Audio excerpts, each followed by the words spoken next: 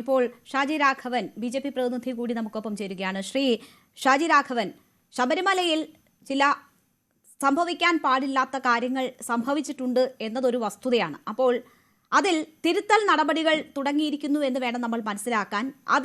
അതിൻ്റെ ആദ്യ പടിയാണ്, ആദ്യ ചുവടുവയ്പ്പാണ് ജയകുമാറിൻ്റെ നിയമനം.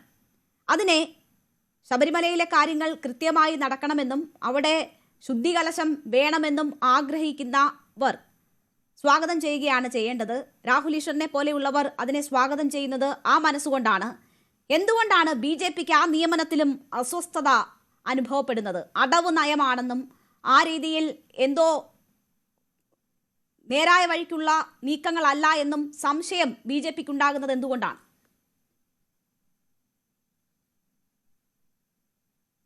നമ്മുടെ കേരളത്തിന്റെ മുൻ ചീഫ് സെക്രട്ടറി കൂടിയായ ശ്രീ ജയകുമാർ സാറിനെ തിരുവിതാംകൂർ ദേവസ്വം ബോർഡ് പ്രസിഡന്റായിട്ട് പ്രഖ്യാപിക്കുമ്പോൾ സാമാന്യ രീതിയിൽ ആർക്കും ഒരു അഭിപ്രായ വ്യത്യാസമൊന്നും ഉണ്ടാവില്ല.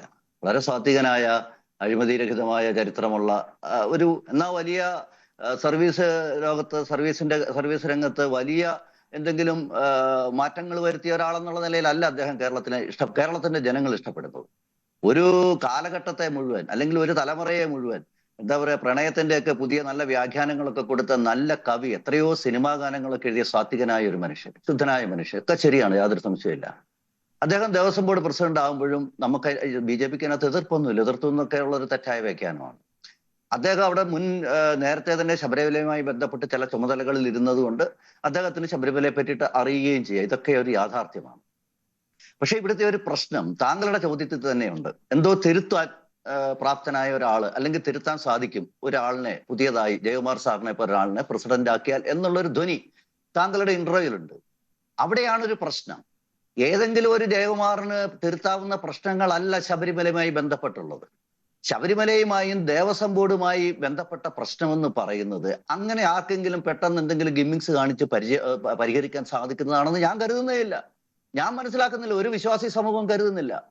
ഇന്ന് ഈ സംസ്ഥാന ഗവൺമെന്റ് ശ്രീ ജയകുമാറിനെ, മുൻ ചീഫ് സെക്രട്ടറി, റിട്ടയർഡ് IAS കാരനായ ഒരാളിനെ അവിടെ ദേവസ്വം ബോർഡ് പ്രസിഡന്റായിട്ട് പ്രഖ്യാപിക്കുമ്പോൾ സത്യത്തില് ഒരു കാര്യം പരസ്യമായി സംസ്ഥാന ഗവൺമെന്റ് പൊതുമധ്യത്തിൽ അംഗീകരിക്കുക. എന്താണ് അത്?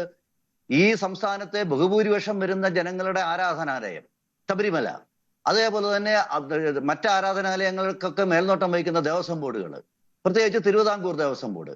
ആ ദേവസ്വം ബോർഡിൽ കഴിഞ്ഞ ഏറെക്കാലമായി, 10 കൊല്ലത്തെ ചരിത്രമൊന്നുമല്ല ഞാൻ പറയുന്നത്, കഴിഞ്ഞ ഏറെക്കാലമായി 2 മുന്നണികളും തിരികെ കയറ്റിയിരുന്നത് വളരെ കൃത്യമായി അമ്പലക്കൊള്ള നടത്തുന്ന രാഷ്ട്രീയക്കാരനെ ആയിരുന്നു എന്നുള്ളതിന്റെ പരസ്യമായ സമ്മതമാണ് ഇന്നിപ്പോ ഒരു ബ്യൂറോക്രാറ്റിനെ അതിന്റെ പ്രസിഡന്റായിട്ട് നിയമിക്കുമ്പോൾ സർക്കാർ പൊതുമധ്യത്തിൽ പറയാൻ വേണ്ടിയിട്ട് ആഗ്രഹിക്കുന്നത്.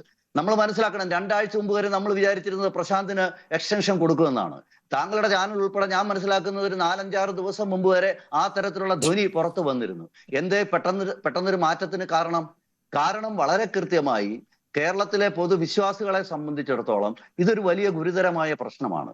ദേവസ്വം ബോർഡ് എന്ന് പറയുന്ന പ്ലാറ്റ്ഫോം അമ്പലക്കൊള്ള നടത്താൻ വേണ്ടി കാലാകാലങ്ങളിൽ ഭരണത്തിൽ വരുന്ന പ്രത്യേകിച്ച് മുന്നണി സംവിധാനത്തിലെ മുന്നണി ഘടകകക്ഷികളെയൊക്കെ പ്രീതിപ്പെടുത്താൻ വേണ്ടി അവരുടെ രാഷ്ട്രീയത്തിലെ ചില മേലാളന്മാർക്ക് ഇരിക്കാനൊരിടം, അതിനപ്പുറത്തൊരു വിശ്വാസ സമൂഹം അല്ല ഭരിച്ചിരുന്നത്. എന്തേ കേരളത്തിലെ മറ്റൊരു ആരാധനാലയത്തിലും ഈ തരത്തിൽ അവിശ്വാസികൾക്ക് കയറി? ഷാജി രാഘവൻ, അവിടെയാണ് താനൊരു വിശ്വാസിയാണ് എന്ന് പറഞ്ഞുകൊണ്ട് ജയകുമാർ വരുന്നത്.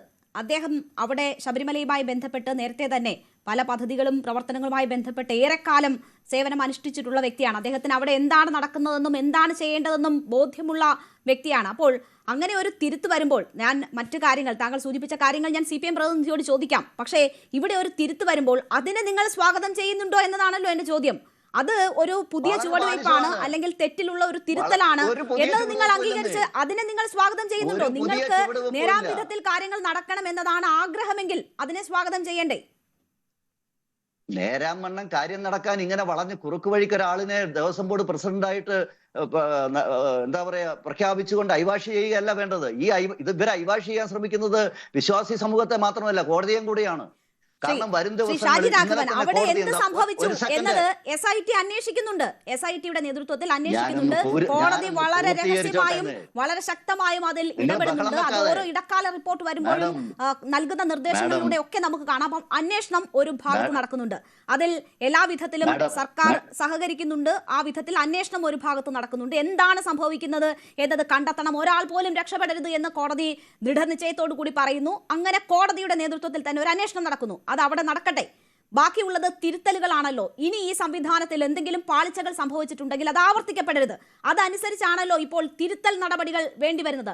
അവിടെ ഒരു തിരുത്തൽ വരുമ്പോൾ അതിന് എല്ലാവർക്കും സർവ്വസമ്മതനായ ഒരു വ്യക്തിയെ കൊണ്ടുവരുമ്പോൾ, ഞാനൊരു വിശ്വാസിയാണെന്ന് അദ്ദേഹം തന്നെ പറയുമ്പോൾ അത് നിങ്ങൾ സ്വാഗതം ചെയ്യുന്നുണ്ടോ ഇല്ലയോ? താങ്കൾ ഈ ബഹളം കൂട്ടി ഞാൻ പറയുന്നതിനിടയ്ക്ക് ഞാൻ പറയുന്നത് 1 മിനിറ്റ് ആണെങ്കിൽ താങ്കൾ 2 മിനിറ്റാണ് ഇടപെട്ട് സംസാരിക്കുന്നത്. ഈ ശബരിമലയിൽ ഏതെങ്കിലും ഒരാള് ദേവസ്വം ബോർഡ് മെമ്പറായിട്ടോ ദേവസ്വം ബോർഡ് പ്രസിഡന്റ് ആയിട്ടോ സത്യപ്രതിജ്ഞ ചെയ്യുമ്പോൾ ഞാൻ അവിശ്വാസിയാന്ന് പറഞ്ഞ് വന്നിട്ടുണ്ടോ? എന്ത് ബാലിശമായിട്ടാണ് താങ്കൾ കാര്യങ്ങളെ പറയുന്നത്? അവിടെ വരുന്ന എല്ലാവരും നമ്മൾ മനസ്സിലാക്കണം, ജനപ്രതിനിധികളാണ്. എത്ര പേര് പറഞ്ഞിട്ടില്ല? ആരെങ്കിലും പറഞ്ഞിട്ടുണ്ടോ ഞാൻ സംശയം? ഞാൻ വിശ്വാസിയാണ്. ഞാൻ വിശ്വാസിയാണ്. ഒരു വിശ്വാസിയുടെയും മുറിപ്പെടുത്തൽ ഞാൻ ആഗ്രഹിക്കുന്നില്ല. അതുകൊണ്ട് തന്നെ അവിടെ ആ നിലയിലുള്ള ഇടപെടൽ ഉണ്ടാകും. ഒരാളുടെയും ഒരു പൈസ പോലും അങ്ങനെ നഷ്ടപ്പെട്ടു പോകുന്ന സാഹചര്യം ഉണ്ടാകരുത് എന്നൊക്കെ പറയുന്ന ഒരു വ്യക്തിയെ ഞാൻ കാണുകയാണ്. പുതിയ അനുഭവമായി എനിക്ക് തോന്നുന്നു. താങ്കൾക്ക് തോന്നാം, വിശ്വാസ സമൂഹത്തിന് തോന്നില്ലെന്നേ. കാരണം അത് അവരുടെ അനുഭവമാണ്. നിങ്ങളൊരു തെരഞ്ഞെടുപ്പിന് മുമ്പിൽ ഒരു ഗവൺമെന്റും ഒരുപിടി രാഷ്ട്രീയക്കാരും ഇത്രയും മാത്രം മ്ലേച്ഛമായ രീതിയിൽ പൊതുമധ്യത്തിൽ മാധ്യമങ്ങൾ മാത്രമല്ലല്ലോ വളരെ ചെയ്യപ്പെടുന്ന ഒരു കോൺഗ്രസിലാണ് ഈ പ്രഖ്യാപനം വരുന്നത്. ഈ ഗവൺമെന്റ് ശ്രമിക്കുന്നത് നിങ്ങൾ വിചാരിക്കുന്നത് പോലെ വളരെ ശുദ്ധമായ ഒരു സമീപനമല്ല ഇക്കാര്യത്തിലുള്ളത്. അവർക്ക് ഈ വരാൻ പോകുന്ന തെരഞ്ഞെടുപ്പിൽ ഒരു ക്ലീൻ ഇമേജ് ഉണ്ടാക്കണം. ഈ ക്ലീൻ ഇമേജ് ഉണ്ടാക്കാൻ വേണ്ടിയിട്ട് നമുക്കറിയാം. ഞാനത് പറഞ്ഞു വന്നപ്പോഴാണ് താങ്കൾ ഇടപെട്ടത്. താങ്കൾ പറയുന്നു SITയുടെ അന്വേഷണത്തെ പറ്റിയിട്ടൊക്കെ പറയുന്നു. പക്ഷെ ഇതേ SITയെ നിയമിച്ച ഹൈക്കോടതി എന്താ ഒരു കാര്യം പറഞ്ഞത്? അവർ പേരെടുത്ത് പറയുന്നു, സുഭാഷ് കപൂറിനെ പോലുള്ള അന്താരാഷ്ട്ര കുറ്റവാളികൾ ചെയ്ത കുറ്റത്തിന് സമാനമായിട്ടുള്ള കുറ്റത്തിൻ്റെതായ ഒരു ബാക്ക്ഡ്രോപ്പ്. ശരി, താങ്കൾ മ്യൂട്ട് ആയിട്ടുണ്ട്, പറയുന്നത് കേൾക്കാൻ പറ്റുന്നില്ല. ഞാനൊന്ന് പൂർത്തീകരിച്ചോട്ടെ.